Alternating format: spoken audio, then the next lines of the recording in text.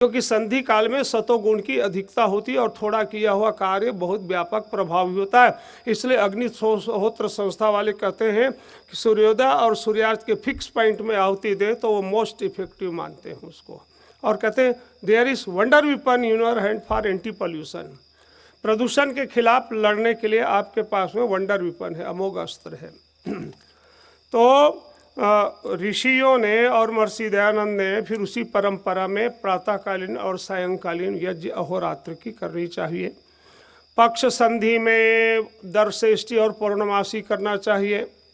मास संधि में संक्रांति यज्ञ करना चाहिए। और ऋतुओं की संधि काल में यद्यपि 6 ऋतु में 3 ऋतु महत्वपूर्ण हैं, तो 3 ऋतुओं की 3 संधियों में चातुर्मास्य होम करने का विधान है। चातुर्मास्य होम माने 4-4 महीने के अंतराल में जो यज्ञ किया जाए। आषाढ़ की पूर्णिमा में जब गर्मी बीते और वर्षा की ऋतु हो तो वरुण प्रघास यज्ञ, वृष्टि यज्ञ करें। फिर 4 महीना बाद कार्तिक बदी अमावस्या कार्तिक की पूर्णिमा में शाक में पर्व यज्ञ करें नवान्नेष्टि से। और फिर 4 महीना बाद फाल्गुन की पूर्णिमा में होली में वैश्वदेव पर याग करें। ये ऋतुओं की संधि काल में यज्ञ का। फिर संवत्सर चैत्र शुक्ल प्रतिपदा का जो नवरात्रि का है वो करें। और उत्तरायण और दक्षिणायन में भी आग्नेयेष्टि करने का विधान, आग्नेयेष्टि ये प्राचीन यज्ञ विधा में है। अब प्रातःकालीन सायंकाल चूँकि व्यस्तता है और यज्ञ जीवन में नहीं है, ये छूटा हुआ है और वह लोगों को पता ही नहीं है। तो जब पता ही नहीं है तो क्या करें, कैसा करें। और फिर आपाधापी का जीवन है, भाग रहे, इतनी व्यस्तता है, तो उसमें कुछ छोटा किया जाए। तो सार्वजनिक धर्मार्थ सभा ने फिर दोनों काल का हवन एक काल में करना हो तो उसका कहा। तो शास्त्र व्यवस्था ये है, कल्पसूत्रों में आहिताग्नि होम और अनाहिताग्नि होम 2 प्रकार के हवन करने वालों का विधान लिखा, अनाहित अग्नि और आहित अग्नि। अनाहित अग्नि उसे कहते हैं कि जो कभी कभार अपना हवन कर लिया, जिसमें निरंतरता नहीं है। और आहिताग्नि है कि जो एक बार अग्नि का आधान हुआ और उसी पे यज्ञ करते चले, उसी पे अनुष्ठान चलता रहे, आहिताग्नि होम। तो आहिताग्नि होम वालों के लिए तो सारी व्यवस्था उस व्यवस्था में चलते हैं, नियम में चलते हैं तो चलते रहें। और अनाहित अग्नि के लिए तो कोई नहीं है। और आपद धर्म होता है ना, इमरजेंसी आपातकालीन धर्म में फिर 2 काल के हवन को 1 काल में करना है। तो उसको फिर इसीलिए तो आचार्य जी उसमें दूसरे काल का यज्ञ को जैसे प्रातः काल बोलते हैं, तो दूसरे काल के यज्ञ में इदन्नमम का प्रयोग नहीं करते। ऐसा सार्वदेशिक सभा वालों ने किया है। तो ये इसके कारण जब प्रातःकाल यज्ञ करना है, सायंकालीन आहुति पहले ही देना, शाम को हवन नहीं करना है तो कर सकते हैं, पर इदन्नमम के प्रयोग नहीं करते। अनाहित अग्नि होम के लिए व्यवस्था है। एक अच्छा प्रसंग छांदोग्य उपनिषद में मिला। छांदोग्य उपनिषद के अंदर शायद 9वें प्रपाठक के 13वें खंड में है, एक प्रसंग आया कि 5 ऋषि पुत्र या ऋषि शिष्य, एक सत्ययज्ञ, इंद्रद्युम्न और भल्लातक, अश्वत्रास और जन और बुडिल, अश्वत्रास नहीं बुडिल, ये 5 मिले और उन्होंने कहा हम वैश्वानर अग्नि के बारे में जानना चाहते हैं, कौन बताएगा। तो आपस में सोचा विचार किया कि अरुणी उद्दालक है ना, अरुण ऋषि का बेटा उद्दालक हमको बताओ। उद्दालक ऋषि का बड़ा उद्दालक के पास गए, कहा वैश्वानर अग्नि क्या, वैश्वानर आत्मा के बारे में हम सब वैश्वानर पर जानना चाहते हैं। तो उन्होंने कहा भी मेरे पिता ने भी मुझे अभी नहीं बताया है, मैं इस विषय को नहीं जानता।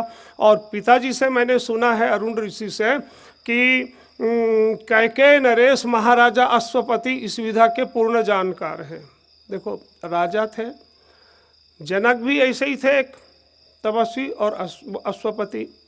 तो उन्होंने कहा चलो फिर अश्वपति के पास चलते हैं, उसके पास जाएंगे। कई दिनों की यात्रा करके जब कैकेय नरेश के यहाँ पहुँचे प्रदेश में, तो महाराजा अश्वपति के जब पता चला कि ऐसे 6 ब्रह्मचारी आए हैं, तपस्वी आए हैं, योगी ऋषि पुत्र आए हैं, तो वो आओ भगत किया, बड़ा उनका सत्कार किया। और जिस समय पहुँचे थे उस समय भोजन का समय हो चुका था। तो उन्होंने भोजन के लिए आग्रह किया कि ऋषि पुत्रों पहले भोजन ग्रहण करो, बाद में और चर्चा बाद में होगी। भोजन का समय, उसका भी भोजन का समय था। तो उसमें से इंद्रद्युम्न नामक ब्रह्मचारी ने कह दिया कि राजानम तेजामादत्ते, राजा का अन्न तेज का हरण करता है, इसलिए हम आपके अन्न राजकोष के बने हुए अन्न का सेवन नहीं करेंगे, कोई फल फूल जड़ी बूटी खा लेंगे।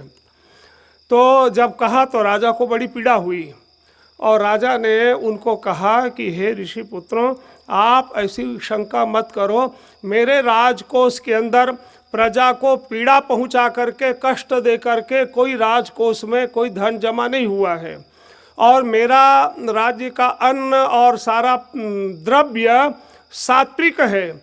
क्योंकि तो फिर अश्वपति को कहना पड़ा, और वो श्लोक छांदोग्य उपनिषदकार ने लिखा, वो स्वर्णिम अक्षरों में लिखा जाने योग्य है। एक रियासत का राजा क्या घोषणा करते थे और क्यों करते थे दृढ़ता से, ये आपको, हम क्या थे, क्या हो गए और क्या होंगे, अभी आओ विचारे मिलकर, ये समस्याएं सभी क्या थे हम, है ना, ये था। तो महाराजा अश्वपति ने कहा, न मेस्तेनो जनपदे न कदर्यो न मद्यपः नानाहिताग्निर्ना विद्वान न स्वैरी स्वैरिणी कुतः।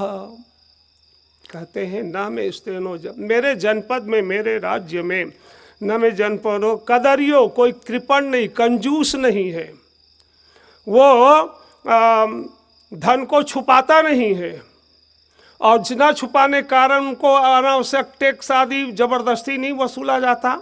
न मद्यपा, कोई एक भी मेरे राज्य में शराबी नहीं जो शराब पी करके कुछ हुड़दंग कुछ करते होगा, उसकी पिटाई होती होगी या जुर्माना लगता होगा। तो न कदर्यो न मद्यपः, और सबसे बड़ी बात जिसकी ओर मैं कह रहा हूँ, न अनाहित अग्नि ही, ये महत्वपूर्ण है। न अनाहित अग्नि, मेरे जनपद में, मेरे राज्य में अनाहित अग्नि एक भी व्यक्ति नहीं है, सब आहिताग्नि होम करने वाले हैं, जिनके घर की अग्नि बुझती नहीं है और निरंतर प्रज्वलित है, ये अनाहित अग्नि।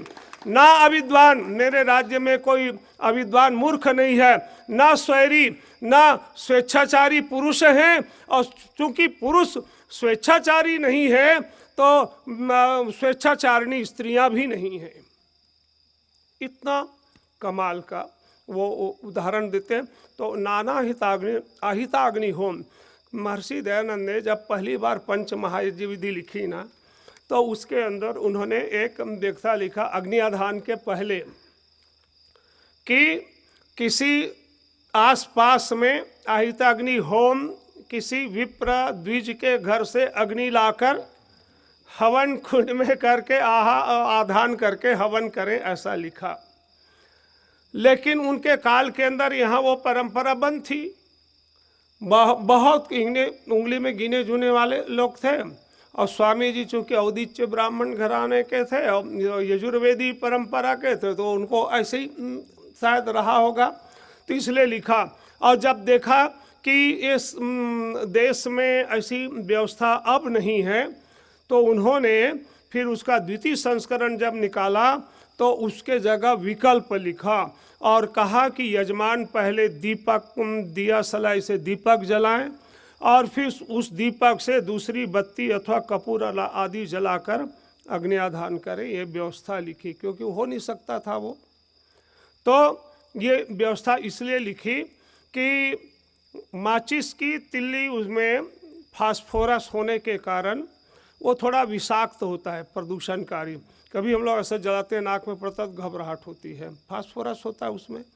और वो हवन कुंड में शुरू में ही वो फास्फोरस विषाक्त तत्व न चला जाए कि पूरा यज्ञ का प्रभाव ही विषाक्त हो जाएगा, बेस में ही आपने कर दिया। इसलिए ऋषि ने कहा भाई दीपक जलाओ, और फिर उस दीपक से दूसरा तत्व जला के हवन कुंड में आधान करो। तो आहिताग्नि होम और अनाहिताग्नि होम की व्यवस्था में ये कहा कि यज्ञ में प्रातः सायं दोनों करना चाहिए, ये साथ में करना चाहिए, ऐसा लिखा। तो दोनों कर सके तो वो बहुत ही बढ़िया है, दोनों काल में कर सके तो होना चाहिए।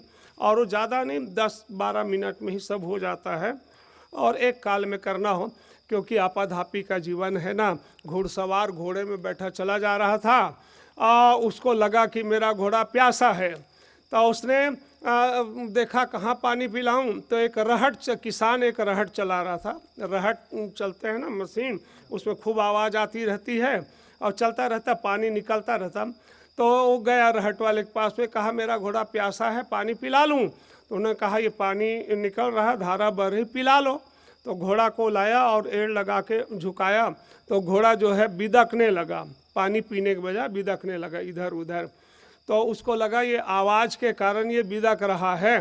तो उसने घुड़सवार ने कहा भाई किसान ये रहट बंद कर दो, आवाज़ हो रही बहुत, इसमें शोर के कारण मेरा घोड़ा पानी नहीं पा रहा है। तो किसान कहा इसको बंद कर दो तो घोड़ा पानी पी ले। तो किसान ने कहा ये रहट को बंद कर दूंगा ना तो पानी निकलना बंद हो जाएगा, तुम्हारा घोड़ा पिएगा क्या जब पानी ही नहीं निकलेगा? इसी खटखट में तो इसी खटखट में शोर शराबे में पिला लो तो पिला लो, और नहीं तो प्यासे ही चले जाओ।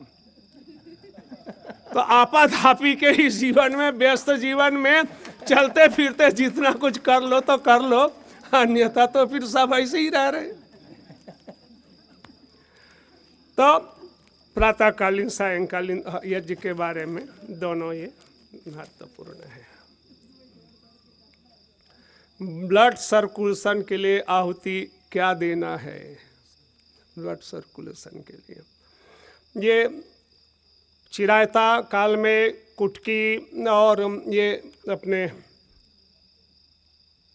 मंजिष्ठ ये महत्वपूर्ण औषधियाँ हैं। उसमें जटामासी भी मिला लो, अच्छा है।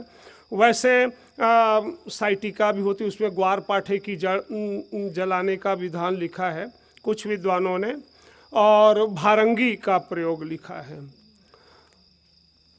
डॉक्टर बंसल ने कई बार उससे पूछते हैं लोग, तो और उसको प्रयोग भी हमने कईयों को कराया कि शरीर के अंदर नस नाड़ियों में कोई रुकावट हो जिसके कारण पक्षाघात भी हो, पैरालिसिस अटैक हो, और भी कुछ दूसरे साइटिका को हो, तो उसमें वो लहसुन दूध का प्रयोग बताते हैं। लहसुन दूध का प्रयोग बताते हैं। 200 ग्राम दूध माने 1 गिलास दूध और 1 गिलास पानी, 200 ग्राम दूध और 200 ग्राम पानी दोनों को मिला दे किसी पतीली में गंज में, और उसमें 20 ग्राम लहसुन छील करके और उसको कुचल करके उसमें डाल दें, और उसमें आग में चढ़ाकर इतना पकाएं कि पानी पूरा जल जाए और खोआ जैसा दूध बन जाए। तो रात में सोते समय उसको पी लेना है। भले लहसुन रुचता नहीं हो तो उसको छान लें या अलग कर दें और उसको पी लें। तो वास्तव में इसमें बीपी वालों को भी डरने की जरूरत नहीं, क्योंकि लहसुन दूध में पड़ करके उसका वो जो राजसिक गुण है, उत्तेजक गुण है, वो समाप्त हो जाता है। और लें तो इससे क्या है कि अंदर की नस नाड़ियाँ खुलेंगी। और कई मेरा छोटा भाई है पंडित नंद कुमार, उसकी धर्मपत्नी को ऐसा कुछ अटैक सा हुआ और कुछ था नहीं, तो मेरी पत्नी ने उसको लहसुन दूध बना के दिया, 2 या 3 दिन प्रयोग करके दिया, तो उसके बाद में वो उठ करके खड़ी होकर के चलने लगी, सारे काम करने लगी। ऐसा कुछ और प्रयोग कई जगह मैंने करवाया।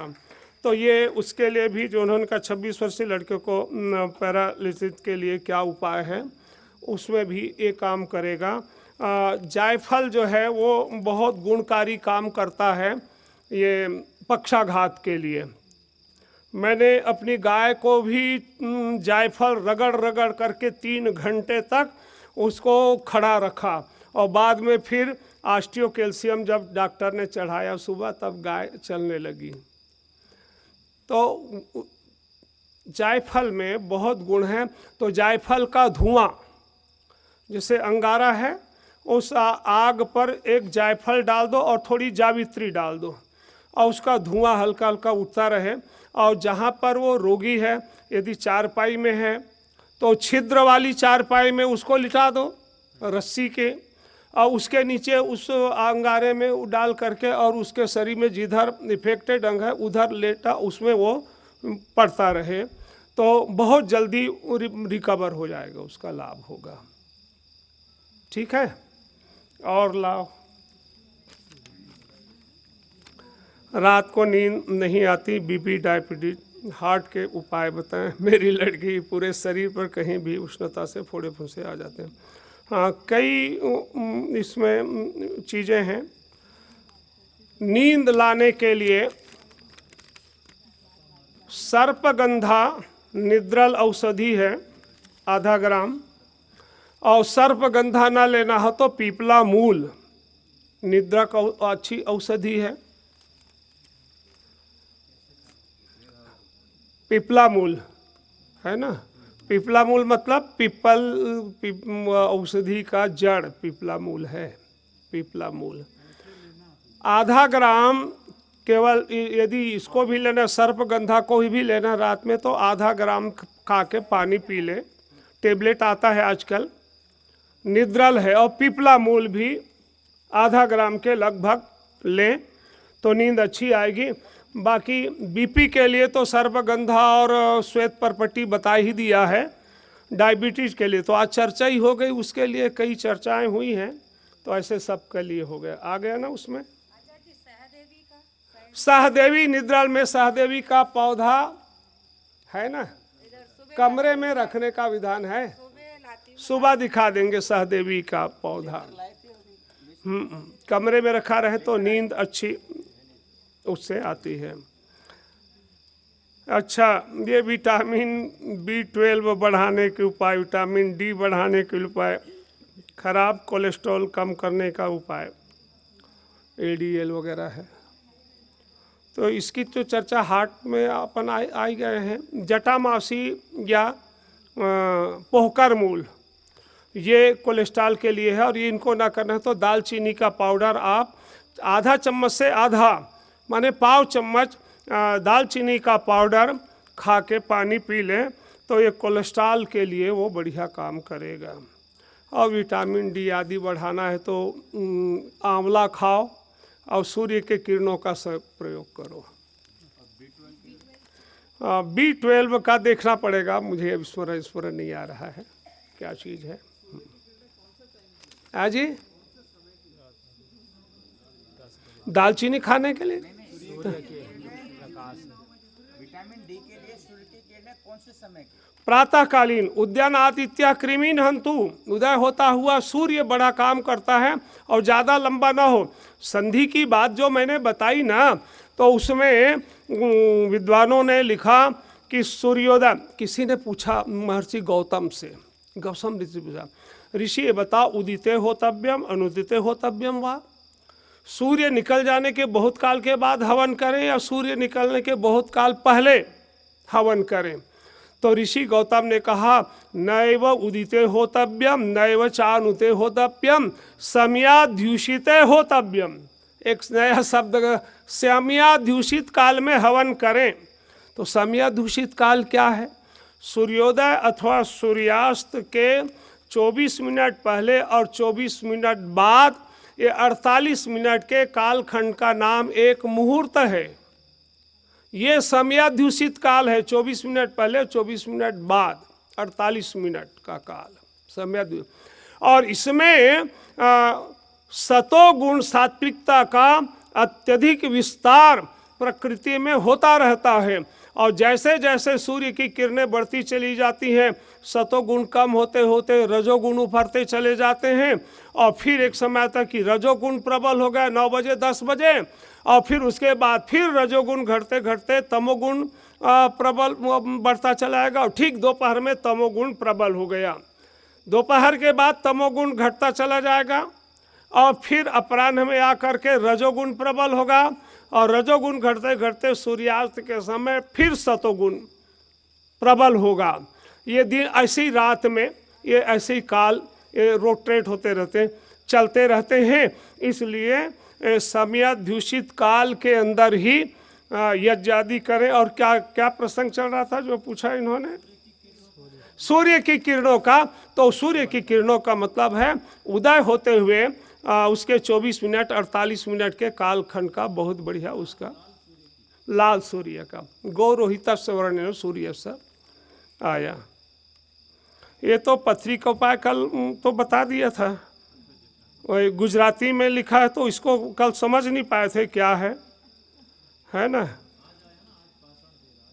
पाषाण भेद भी बता दिए, और वो इंद्रजौ और निशोथ का चूर्ण, चावल धोवन पानी और या दूध की लस्सी के साथ पिए तो धीरे धीरे उसका पथरी के कण निकल जाएंगे, या कुल्थी में यूरिएज है वो सब बता दिया था। ये दूसरा जो प्रश्न है ये तो हमारे भाई जी भी पढ़ नहीं पाए, समझ नहीं पाए। आप क्या है ये? हाँ, तो उसकी तो चर्चा हो गई थी ना, कल और आज दिन में भी हो गई थी। हो गई थी उसकी चर्चा। और क्या करना है? उसी में से और पुराने आ गए क्या? अच्छा, हमेशा सर्दी जुकाम रहता है, उसके लिए कुछ गर्म आयुर्वेदिक दवा लेते हैं तो गर्मी ज़्यादा बढ़ जाती है, इससे पेशाब में जलन हो जाए। और क्या स्किन एलर्जी हो जाती है, उसे ठीक करने की ठंडी औषधि लेते हैं तो फिर से सर्दी जुकाम, इसके लिए क्या करें? क्रिटिकल है ना कंडीशन। सर्दी जुकाम के लिए तो अजवाइन और शक्कर बताई दिया था। दिव्य धारा आपके पास में है, सर्वसुलभ और बढ़िया उपाय है। और कदाचित यदि गर्मी अधिक बढ़ जाए और गर्मी को शमन करना है तो कतीरा गोंद, एक नाम कतीरा गोंद आता है, कतीरा गोंद, वो पंसारियों के यहाँ मिल जाता है। और वो गोंद जो है 2-3 ग्राम या 5 ग्राम तक ही गोंद को भिगा दें किसी कांच के बर्तन में,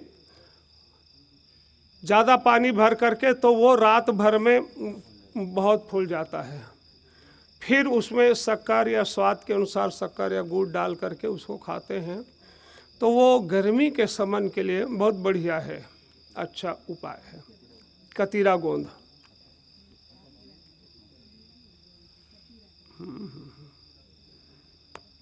तो कतीरा गोंद ले सकते हैं, उसका प्रयोग कर सकते हैं।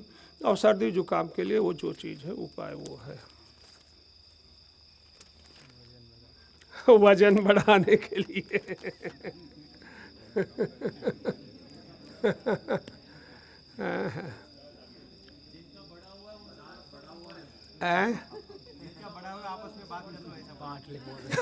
जी हाँ, बांट लो। वजन बढ़ाने के लिए जो पिप्पली है, पिप्पली, उसका और क्या नाम होगा? पिपली ही है तो ऐसे क्या पीपर फल ऐसा बोलते हैं ना, पीपर है ना, पीपर।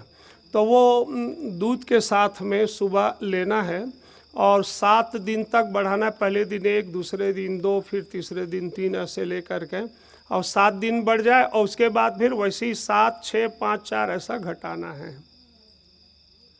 वजन बढ़ाने के लिए प्रयोग मैंने 1-2 किया, अपने बेटे के लिए भी किया था तो थोड़ा अच्छा रिस्पांस मिला था।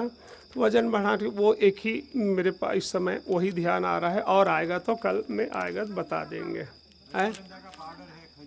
अश्वगंधा, अश्वगंधा में वो ताकत है, अश्वगंधा सेवन करें। हवन में भी अश्वगंधा खूब डालना चाहिए। अश्वगंधा, अश्वगंधा का चूर्ण सोमनीफेरिन एक तत्व लाभकारी है।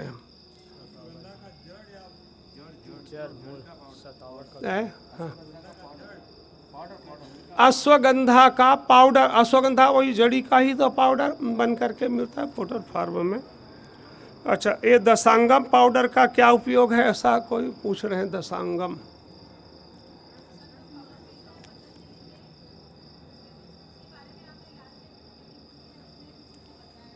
अच्छा, नहीं, 10 मूल अलग है, उसमें सारीवन, पिठवन और क्या क्या सब 10 औषधियों को होता है। दशांगम तो स्वामी जी ने बनाया। हाँ, ठीक है, वो दशांगम स्वामी जी ने बनाया है, उसको डालो तो बढ़िया सुगंधी बढ़ती है उसकी। दशांगम में जो मैंने पढ़ा, स्वामी जी ने लिखा है ना प्रिपरेशन, वो लिखा है साम्ब्राणी, लिखा है उसमें साम्ब्राणी। अब ये साम्ब्राणी क्या है? लोभान का नाम साम्ब्राणी है। संस्कृत में साम्ब्राणी लोभान को कहते हैं, और इसलिए उसको दशांगम उसी से बनाया है स्वामी जी ने, उसको पीस करके। और एक होता है लोभान में जावा सुमात्रा का लोभान, और एक कौड़िया लोभान, कौड़िया क्षेत्र का लोभान। तो कौड़िया लोभान जो है ना वो बहुत सुगंधित और दोषनाशक बहुत उपयोगी है। इसलिए हम दशांगम जब नहीं था तब पहले कौड़िया लोभान ही मैं हवन के बाद गूगल के बाद उसको डाल देता था, वो भी वैसी सुगंधी बढ़िया करती हैं। तो दशांगम पाउडर आप घी में डाल के हवन करो, और हवन होने के बाद अंगारे में उसको डाल दो। तो आसपास के पड़ोसी लोग भी पूछने आते हैं कि क्या जलाया है, बढ़िया सुगंधी है। वो लोभान का है। मुसलमान लोग इसको अक्सर प्रयोग मस्जिदों में और वो करते रहे हैं, और प्रेत बाधा भूत बाधा के निवारण के लिए उसको मानते रहे हैं। लेकिन उसके सुगंधित और उसका जो प्रभावी गुणधर्म है, वो एक तत्व है उसका, वेलेनिन ऐसा कुछ नाम है। वो जो है ना विकारों को ख़त्म करता है, दोषों को ख़त्म करता है। तो स्वामी रामदेव जी महाराज ने उनको उसी से दशांगम बनाया है। दशांगम, मैं भी दशांग धूप ऐसा पढ़ा, वो दशांगम लिखा है उसको, है ना स्वामी जी ने। आए हाँ दशांग, दशांग दशांग।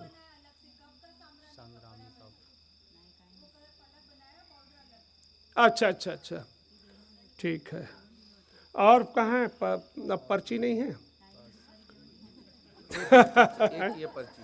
अच्छा अच्छा अच्छा, अरे ये बता दो कि बैक्टीरिया और क्या क्या उसका आ रहा है। ओम।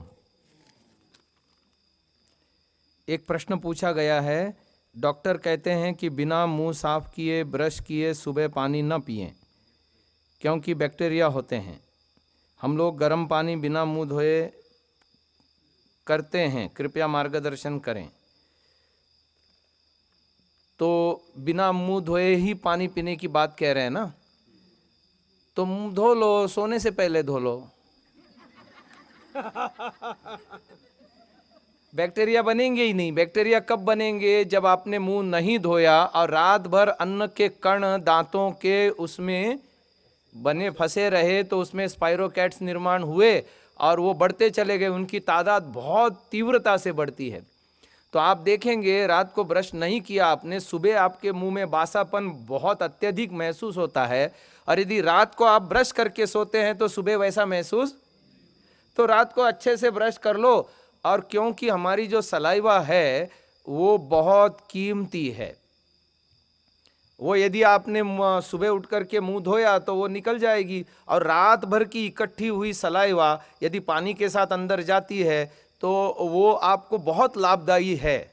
ईश्वर की ओर से एक अनमोल देन है हमारे लिए, जो आपकी पाचन संस्था और दुनिया भर के। आपने पशुओं को भी देखा होगा, ये कुत्ते आदि जानवर क्या करते हैं जब जख्म आदि होता है? तो गाय को देखो, गाय अपने नवजात शिशु को पूरा का पूरा शरीर चाट चाट करके स्वच्छ करती है। ये ईश्वर ने प्रत्येक प्राणी को उसके वो सलाइवा में ये अद्भुत देन दी है। तो उसको ऐसे ही ब्रश करके गंवाना नहीं है, बस थोड़ी सी आदत बदलनी है। सुबह उठ करके जो ब्रश करते हैं और रात को सोने से पहले किया करो, तो सुबह उठ करके बिना ब्रश किए भी पानी पी सकते हैं। इसके लिए उसका नाम भी है, अपने शास्त्रों में उसको उषः पान कहते हैं। उषा माने सुबह का समय, और सुबह के समय किया जाने वाला जलपान वो स्वास्थ्यकारी होता है।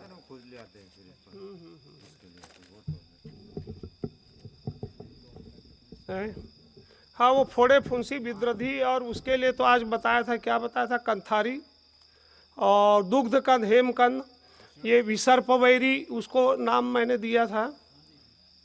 तो कंथारी के छिलके या पत्ते का क्वाथ,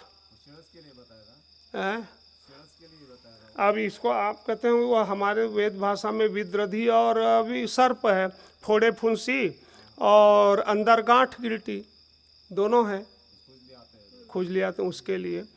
और नहीं तो फिर चिरायता का काढ़ा पिलाओ, रक्त शोधक है बढ़िया, चिरेटिन जाएगा शरीर में, इसलिए ये कर सकते हैं।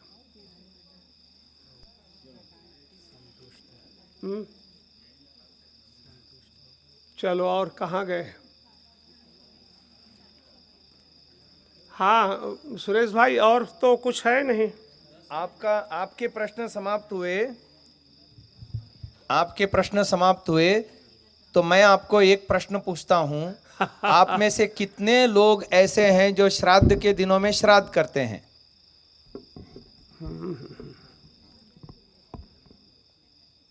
अच्छा, हाथ नीचे करेंगे। मैं आपसे एक सवाल पूछता हूं। आपकी ओर से सवाल खत्म हो गए ना, इसलिए अब मेरी ओर से शुरू हो रहे हैं। आपका बेटा यदि अभी दिल्ली चला जाता है और आप अपने बेटे को यहां से बिठा करके खिलाना चाहते हो, तो आपके पास कोई उपाय है क्या? अभी आपका बेटा जीवित है और दिल्ली चला गया है और आप यहां से उसको खिलाना चाहते हो, आपके पास कोई उपाय नहीं है, जो शरीर ही छोड़ के चला गया, आप उसे कैसे खिलाओगे? एक प्रश्न। दूसरा प्रश्न, अच्छा, जो जिनके हमारे जो भी इष्ट बंधु, पिता माता जो भी है चल बसे, अब पुनर्जन्म में हम सब विश्वास करते हैं, तो उसका जन्म कहीं हुआ तो वो शिशु रूप में ही जन्म लेगा ना, या मनुष्य रूप में? अच्छा, आप जब अगले साल उसका श्राद्ध करते हो तो शिशु आहार खिलाते हो या पकवा आहार खिलाते हो? दूसरा प्रश्न। मेरा तीसरा प्रश्न, आप सोचिए हम क्या करते हैं, कभी दिमाग नहीं लगाते। हम छोटी छोटी चीजों में बहुत दिमाग लगाते हैं। एक छोटी सी झाड़ू भी खरीदनी है ना, हम पूरा दिमाग लगाएंगे कम पैसे में बढ़िया झाड़ू कहां से मुझे मिलेगी। और इन चीजों में हम जरा भी दिमाग नहीं लगाते, हम क्या कर रहे हैं और क्यों कर रहे हैं, कैसा कर रहे हैं। हाँ बस पीछे से चला आ रहा है, इसलिए अपना दिमाग नहीं लगाते। हाँ, तो वो उनकी पेट पूजा का सवाल है। अब आपको भी तो अपनी बुद्धि लगानी है। हाँ, एक अज्ञात भय भी है, ये अज्ञात भय। हाँ, पितृ यही जो भय है वही मैं आपको बताता हूं। अच्छा, यजुर्वेद का एक मंत्र है, भस्मांतम शरीरम। एक बार आपने मृतक का जो है अंत्येष्टि संस्कार कर दिया, तो फिर उस मृतक के लिए आपके द्वारा करने योग्य कोई भी कर्म शेष नहीं रहता। यह ईश्वरीय वाणी है। अब ईश्वरीय वाणी को सुनना है या भट्ट जी की सुनना है? मेरा तीसरा प्रश्न। अगला चौथा प्रश्न, अब ईश्वर बड़ा है ना, और ईश्वर ज्यादा जानता है, भट्ट जी से तो ज्यादा ही जानता है, तो हम ईश्वर की वाणी सुनेंगे और वो अज्ञात भय से बाहर निकलेंगे। अच्छा, चौथा प्रश्न, आप ये सोचिए कि मेरा कोई प्रियजन है, उसको मैं खिलाना चाहता हूं। जब मेरे घर में था तो मैं उसको 365 दिन खिलाता था या साल में एक बार? श्राद्ध हम 365 दिन करते हैं या साल में एक बार? हाँ, बात तो वही हो गई ना। अच्छा, 15 दिन श्राद्ध, 15 दिन में भी एक बार आया, कल्पना करो एक बार के श्राद्ध से उसका 365 दिन पूरा कैसे होगा, तृप्ति कैसे होगी? मेरा पांचवा प्रश्न, आप सोचते जाइए कि हम क्या करते हैं, क्यों करते हैं, बाहर निकल आइए इस पाखंड से। देखिए, अगला प्रश्न यह है, आप ये सोचिए कि कोई भी व्यक्ति, अब आप देखिए कितने ही लोग जो है श्राद्ध आदि करते हैं और ये सोचते हैं कि मेरे पिता को मिल रहा है वगैरह वगैरह वगैरह, परंतु ऐसा होता नहीं। मैं खाना खाऊं, अच्छा, जब कोई व्यक्ति, मैं भी तो कहीं ना कहीं से पिछले जन्म से आया हूं ना, हम आप सब आए हैं पिछले जन्म से। अच्छा, श्राद्ध के दिनों में बिना खाए किसका किसका पेट भरा है आज तक? हमारे भी तो पूर्ववर्ती पश्चातवर्ती जो रिश्तेदार हैं, अभी जीवित हैं, पश्चातवर्ती पिछले जन्म वाले, हमारे नाम से श्राद्ध कर रहे होंगे या नहीं कर रहे होंगे?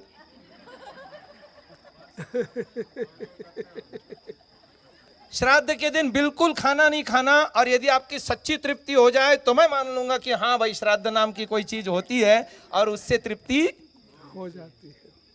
महानुभावों, ये बहुत बड़ा पाखंड चल पड़ा अपने देश में। मैं आपको सच्चा श्राद्ध और सच्चा तर्पण बताता हूं, जो ऋषि दयानंद ने हमको बताया। वेद आदि शास्त्रों में जिसका वर्णन है, वैदिक रीति से श्राद्ध भी होता है, तर्पण भी होता है। जीवित माता पिता सास ससुर बड़े बुजुर्गों का श्रद्धा से सेवा करनी, इसका नाम है श्राद्ध। और आपके माता पिता सास ससुर अपने जीवन के अंतिम काल में अपने मुंह से ये बात कहें कि मेरे बेटे ने, मेरे बहू ने, मेरे जो है ये रिश्तेदार ने मेरा सब कुछ अच्छा किया, ये तृप्ति के स्वर उनके मुख से निकले, तो समझ लेना आपने उनका तर्पण किया। अब जीवित माता को दंगम दंगा और मरे पीछे पहुंचाए गंगा, ये तो कोई तुक नहीं हुआ। आज ये जितने ओल्ड हाउस वगैरह खुल रहे हैं ना, ये जो है अनाथ आश्रम खुल रहे हैं और ये वृद्धाश्रम वगैरह खुल रहे हैं, ये हमारे संस्कृति पे कलंक है, दाग है। हमारे यहाँ पितृयज्ञ का प्रावधान है। पितृयज्ञ के अंतर्गत ये होना ही नहीं चाहिए, वृद्धाश्रम होने ही नहीं चाहिए। हमारे यहाँ वानप्रस्थ आश्रम होने चाहिए, जहाँ स्वेच्छा से अपने जीवन के अगले जीवन के कल्याण के लिए हम घर छोड़ करके वन में जाएं। वो वानप्रस्थ आश्रम होने चाहिए, वृद्धाश्रम नहीं होने चाहिए। और आजकल वृद्धाश्रम बढ़ रहे, वानप्रस्थ आश्रम एक भी नहीं। पूरा शीर्षासन हो गया समाज का। तो जो है ना, ये कुछ प्रश्न मैंने आपसे पूछे, समय समाप्त है।